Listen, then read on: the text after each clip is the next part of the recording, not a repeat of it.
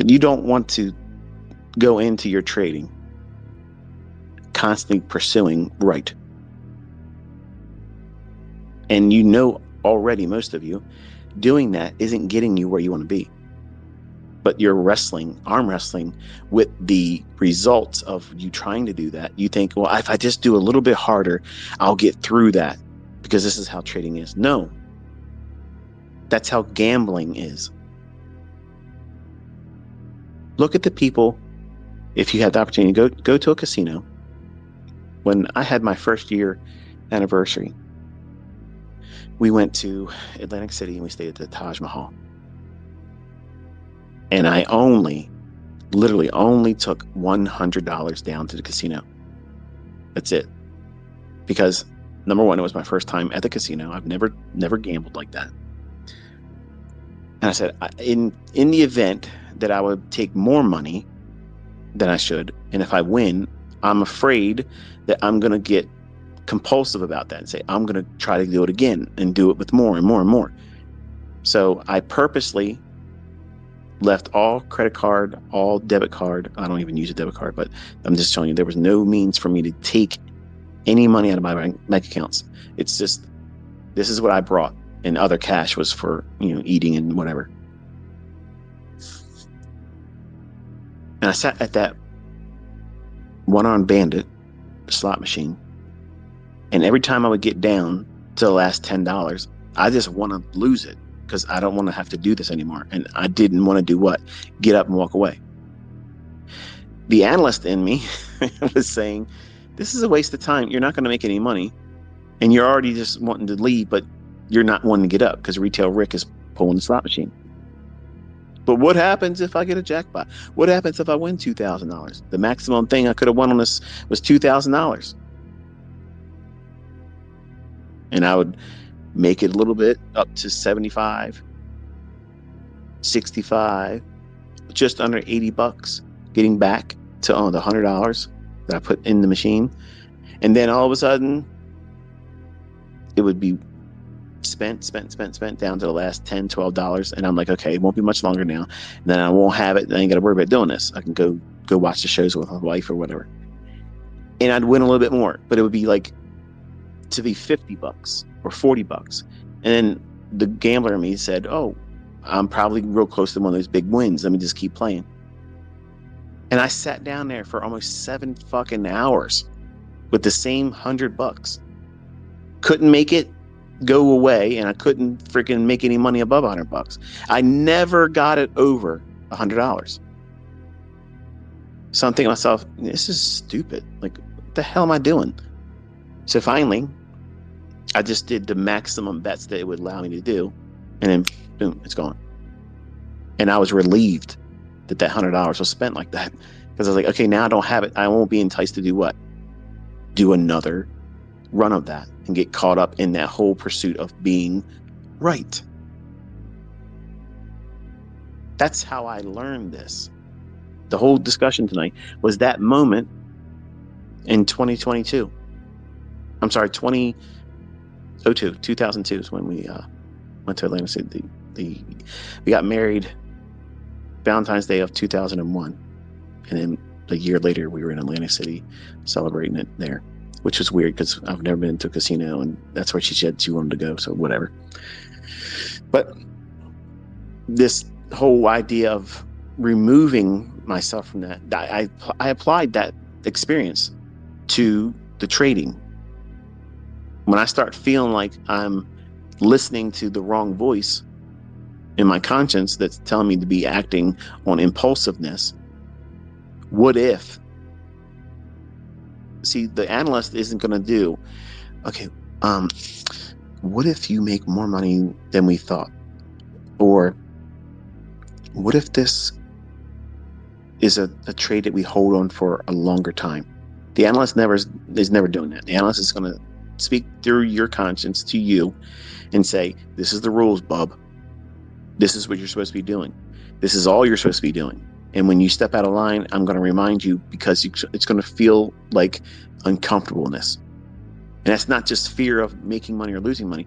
That sometimes is the analyst that's been increasing in its understanding about what it is that you're doing in the marketplace, don't cancel that out.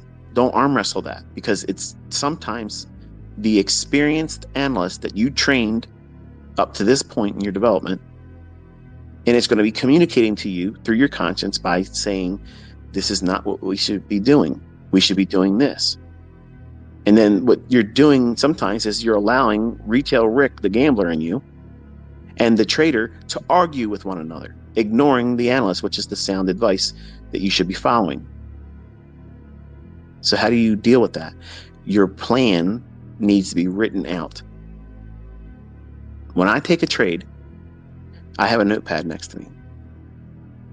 I'm literally writing down target, partial, stop won't move until it gets to this price. That's it. So if I see something, some little flurry of price action comes in, boom. If it doesn't break the rules that I have written down for my idea, I'm not moving my stop. I'm not panicking. But it might cause a concern for me to feel like the analyst is saying, okay, we now are in troubled waters. What's the process? Half off. Don't move the stop anymore. Or if it's not moved to better the break even, move the better to break even, and then let it go. Submit to whatever happens. And that's how you condition yourself to not just run like a cat with its tail between its legs, fearful, because that's what would be the outcome. You don't want to just run away from any trade. At some point, you have to press into it. But it's easier to press into that trade that's uncertain now when you've taken half off. You've made money. You had a part-time job in that trade and you made money. There's nothing wrong with that. There's nothing wrong with that. And any fucker out there that tells you there is, they're not showing you anything, but they're telling you this is the advice that you should follow. Their shit. And they don't do anything to garner your respect or belief that what they're saying is sound logic. You don't see them signing into an account, going through day by day. This is what I made. This is what I lost. You don't see that, but they're highly opinionated. Who are you listening to? Are you listening to somebody that's going out there live on Twitter or in live streams and calling every fucking candle movement before it happens? Or are you listening to somebody that brings nothing but more confusion? If you're doing that, that's the same thing that you're going to experience in your trades. You're going to wrestle internally. It's going to be like chaff. You won't be able to focus. You'll feel like you have attention deficit disorder when you really don't. You're just placing too much stress because you're over leveraging. You're demanding being right.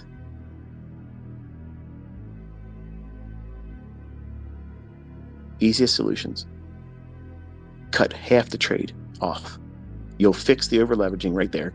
You've funded yourself. You paid for that time in the trade. Your stop's better than even. And now you can submit to the outcome. I'm in a trade, ICT. I got this shit figured out. I'm in here. I got 5 contracts. I'm long S&P. I'm looking for a 20 handle run. Around 12 handles in. Whew. What are we doing here? Anybody got any ideas? What do you think? You think it's going to go up? Let's do a poll.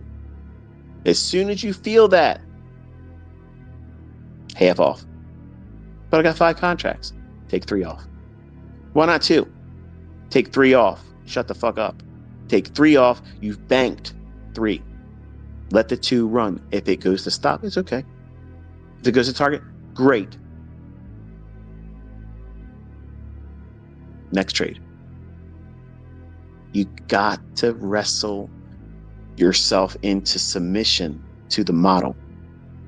Otherwise, the market and your weaknesses will wrestle you into submission to failure. You won't see it coming. Nobody ever sees it coming until it's done. And you're like, man, I knew at that moment, right? You'll know exactly what it was. And you'll know, and you'll admit to yourself, that was the moment I should have did this or that. Damn it, why did I do that? Now I got to do a funded account reset. Now I got to go put more money in the account.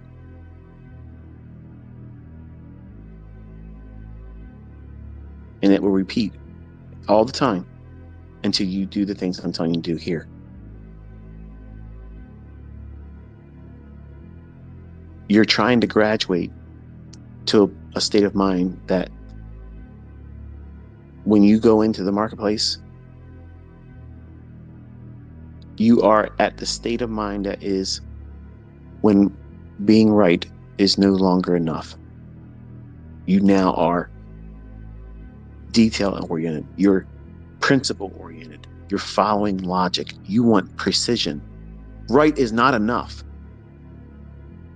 Your pursuit now is you want to control risk so impeccably that your winners are going to so far outpace your losing trades, it won't matter. It won't matter. The next trade that you lose on, it won't even have any impact at all on you. None. Zero.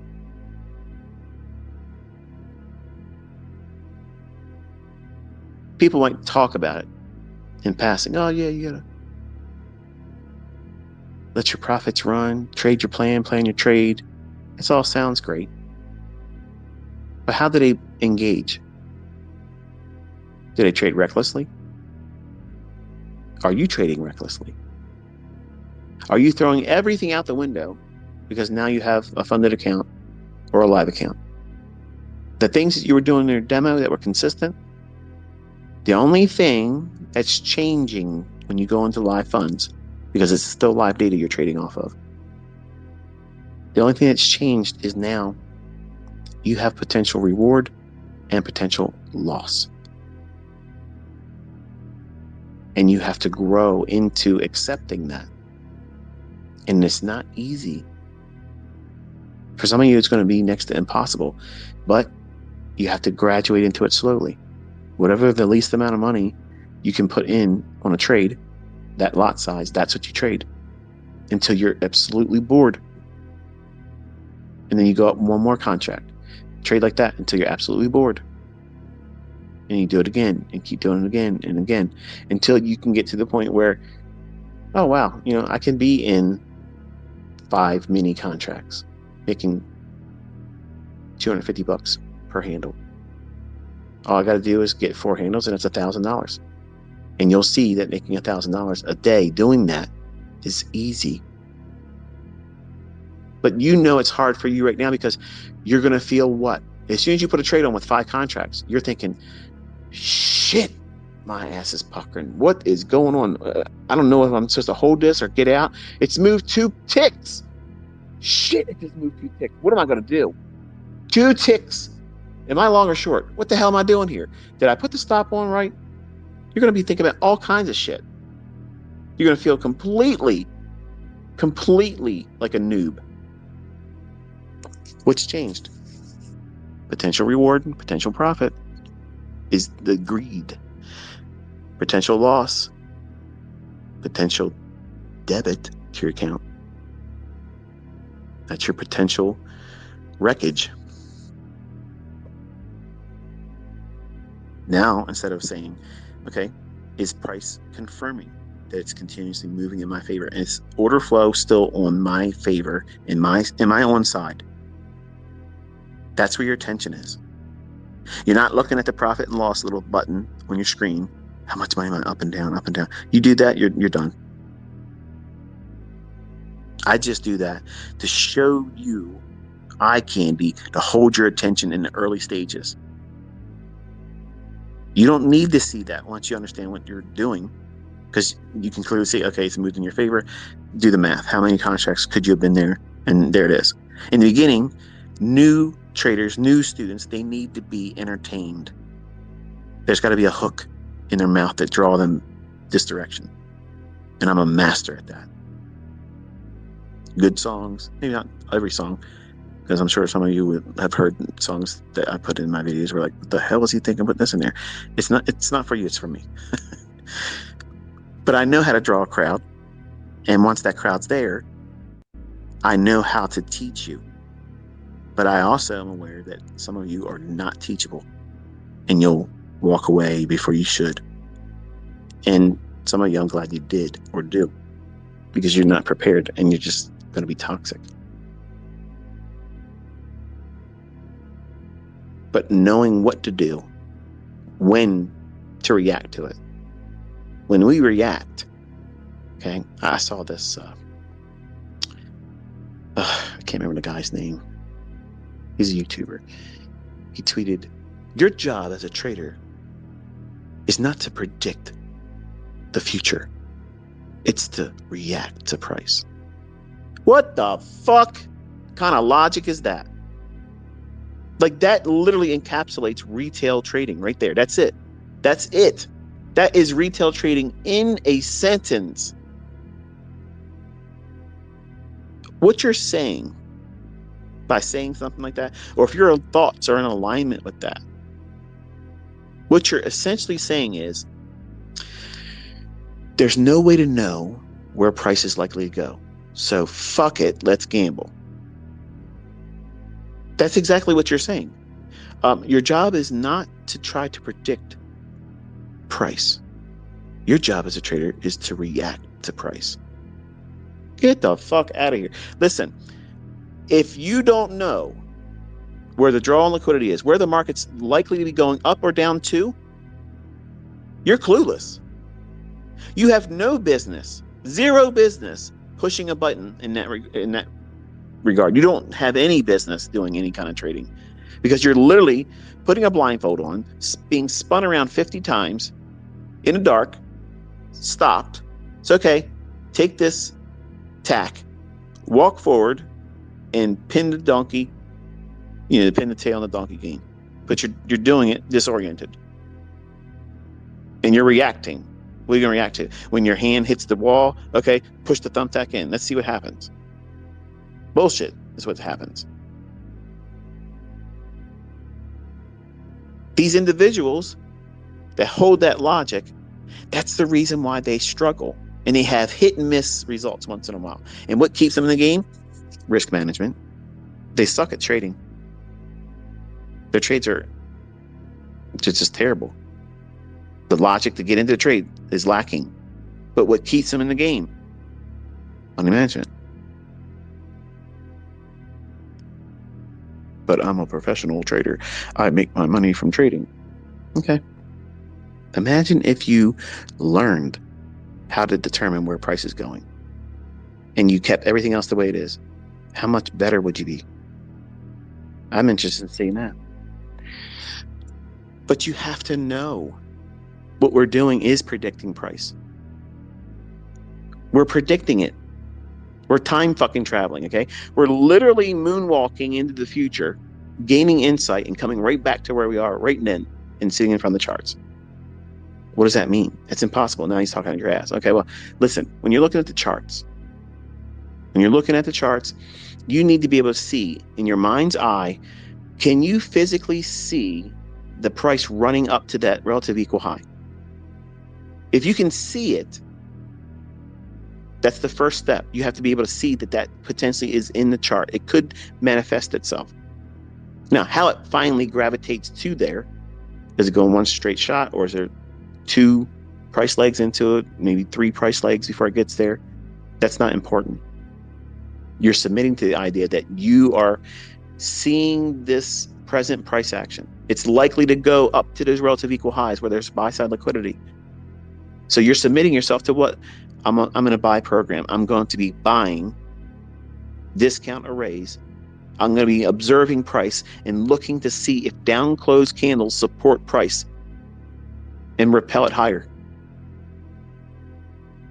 To the left of all that, if there is a range in price action, I want to see up closed candles being traded through. That's institutional order flow being bullish. You don't need a depth of market.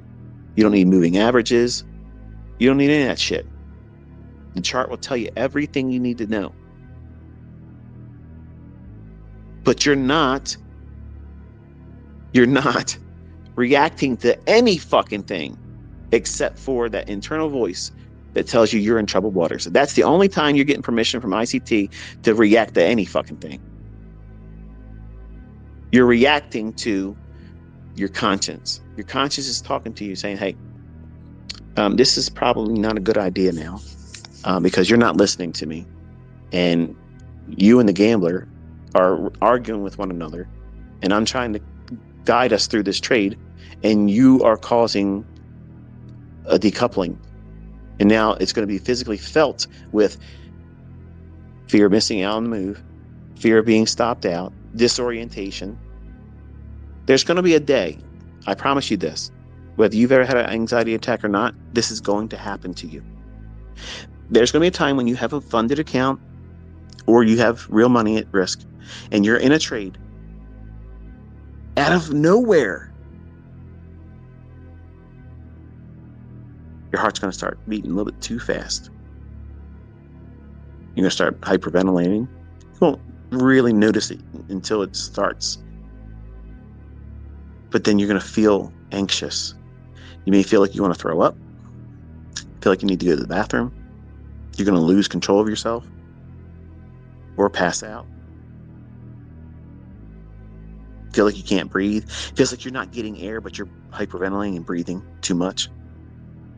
Start seeing stars. Feel like you're going to faint.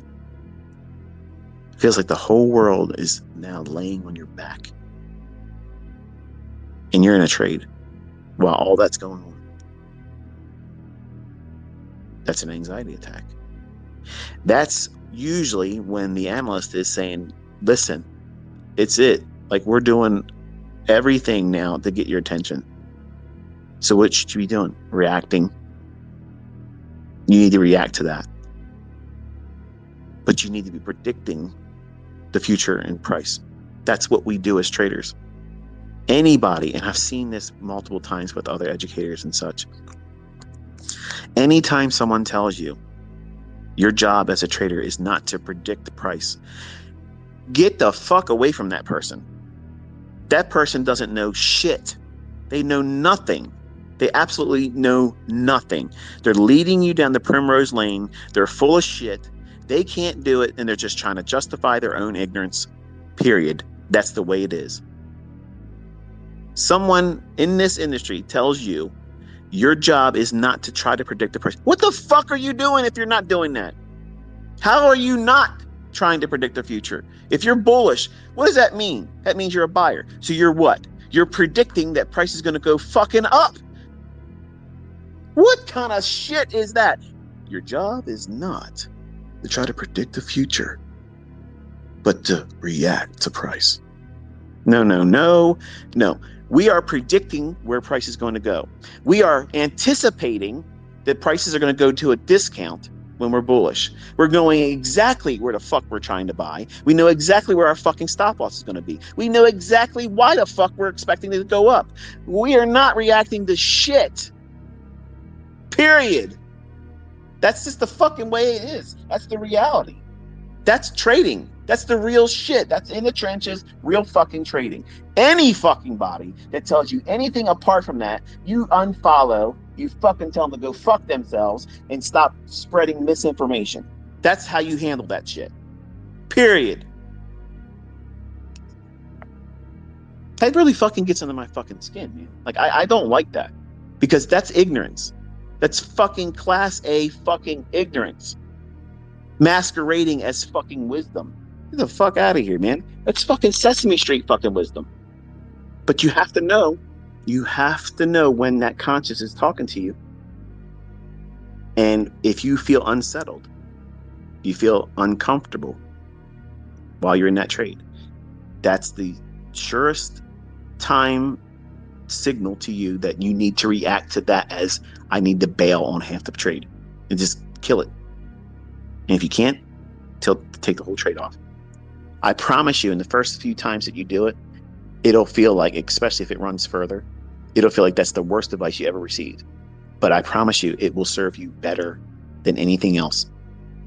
Because it takes so much more for the human mind to go through that stressful endeavor of holding through that shit. When you're new, you don't have any experience. You have none. You're going through it.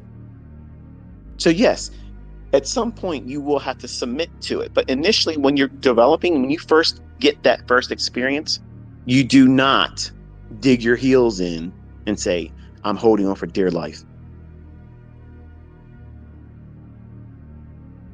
You master yourself. You reward yourself. You've taken the risk up to that moment. You've submitted to the trade idea up to that moment. But something is occurring and you don't know. I don't know if it's your experience that you've now gained that's trying to communicate to you through your content saying, okay, this is no longer a viable setup. You don't know that yet. So the first instances of this occurring in your development, and you're in a live trade where you have real money at risk, you take half the trade off. I promise you that's the best advice that you're going to get regarding that moment. That instance of where you're in there and you feel like you're completely out of control. You can't focus. You can't come to the decision of get in, I'm not get in, but stay in the trade or get out.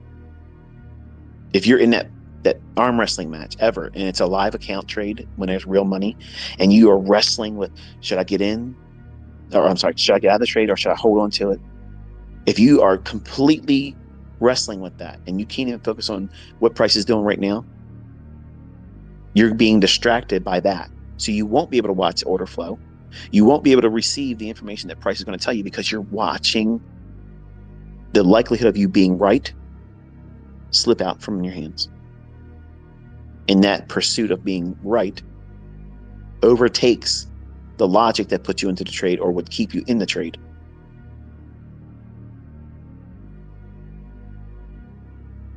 It doesn't feel clear at the time. You feel like you're losing your mind.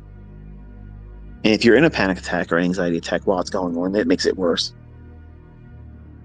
But I promise you, 10 minutes after you close the trade or take half off, it goes away. You'll see things a little bit clearer. If you're in panic, if you're disoriented in a trade and you start worrying about whether you should stay in or get out, half the trade comes off. Walk away, minimum 10 minutes. Whatever's going to happen is going to happen. If it comes back and hits your stop, who cares? You're comfortable with that. If it goes to target, who cares? You were expecting that anyway. But 10 minutes. Because what happens is, if you remove yourself from the stimulation that causes the anxious moment and would-have thinking, you've now immediately reacted to the emergency that your mind's saying that you're in, when there really isn't. There is no emergency. But you don't realize that at the time. So to master yourself and your emotions and the psychological warfare that you're putting yourself through is you take half the trade off, make sure the stop's at better than break even, and you submit to the rest of the move. Whatever happens, happens. But you must walk away, leave the room where your charts are, minimum 10 minutes. It's going to feel like you want to rush back in there and just peek and see what's going on. Don't. Do something else. Take a walk, go grab something to drink, stretch out. Let 10 minutes pass. All of the adrenaline, the cortisol, all those hormones that your body's releasing, they'll burn off in 10 minutes if you do something other than what you were doing, which is standing still like a Ferrari in park, but with the acceleration pedal down to the floor. You're tearing the engine up. It's not meant to do that. And the only thing you're going to do is keep that panic attack going until you're probably going to get sick, pass out, or feel like you're dying, and call an ambulance for nothing. And between the time you call the ambulance because you feel like you're dying, you're having chest palpitations, tightness in your chest, tingling down your arm. I would always get this tingling in the corner of my left, like the corner of my left side of my mouth. It would start tingling, and it would be like this numbness, tingling feeling that goes right up, like you were drawing a smiley face on the right side of my mouth, from the corner up to my left eye corner. It would be like a pathway of numbness right there. And all that was adrenaline. Because I'm not doing anything. I'm sitting there looking at my charts. What if this, and what if that, and what if this, and what if that? And I'm basically scaring myself. And I'm releasing adrenaline. but sitting still, doing nothing to burn it off. Your brain says there's an emergency. Fight or flight. Fight or flight. Let's get it on, or let's get the hell out of here. And what am I doing? Sitting still. Looking at something that I'm constantly telling myself there's an emergency. I need to make a reaction and decision. What are we doing? And I'm doing nothing. I'm what if thinking, and what if thinking. And then finally cortisol. That hormone's released in my bloodstream. And now I start feeling physical symptoms. Chest tightness. I'm breathing faster because my brain's been told there's an emergency right now. And I've released adrenaline. Now my heart races faster. And cortisol is a stress hormone that once it hits your body, you're completely in a different state of mind. You will start feeling physical symptoms. Palms will be sweaty. You'll start maybe trembling. Dizziness because you've blew off all your CO2. But it feels like you're not getting oxygen, but you're just too low on CO2. You blew it off. The exhaling, too much. You ever see the people breathe into a paper bag? What that does is it helps regulate your blood oxygen level with the CO2, so it's balanced. You have to slow your breathing down. Take your attention onto something else. And I mentioned over the summer last year, I said the way you beat a panic attack is have a sweep second hand on your watch. And you feel your pulse, and you watch the sweep second hand, and you count. And what you're doing is you're taking your attention away from the things that you're scaring yourself with. And that's how you do it. You take the trade off halfway or close it, and you remove your attention from the charts. Physically leave the room for 10 minutes. And in 10 minutes, you'll feel silly, and you'll probably start laughing like, what the hell did I just scare myself with? There's no emergency. There is no emergency. But you can trick yourself into thinking there is. And if your mind's racing like that, can you really follow your model? No. No one can. It's impossible. Zero possibility. And so many times traders fall into this condition multiple times in their career, but the first time it happens, it is scary as shit. Like, you're afraid you're going to pass out. And what happens then? What if my trade just keeps coming back and stops me out? You're stopped out. What the fuck are you worried about? Like, I used to have panic attacks and think to myself, wow, if I'm in a restaurant, say I start choking, and then I get the food caught in my throat, and then finally I end up vomiting in front of everybody. How embarrassing would that be? Well, how about, what if it doesn't happen and I enjoy my meal? What the fuck? That's what the human mind does, though. It reaches for the negative all the time. And people that are toxic, they live themselves outwardly like that. Constantly looking for something to dramatize. Constantly looking for something to criticize. They're miserable people.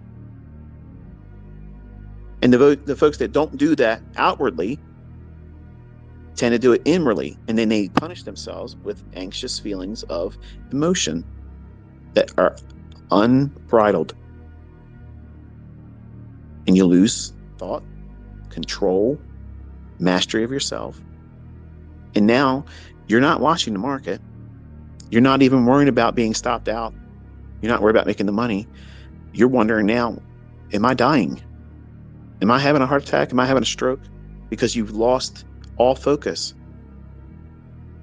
That's how all these things happen. That's the road and pathway that leads right to that.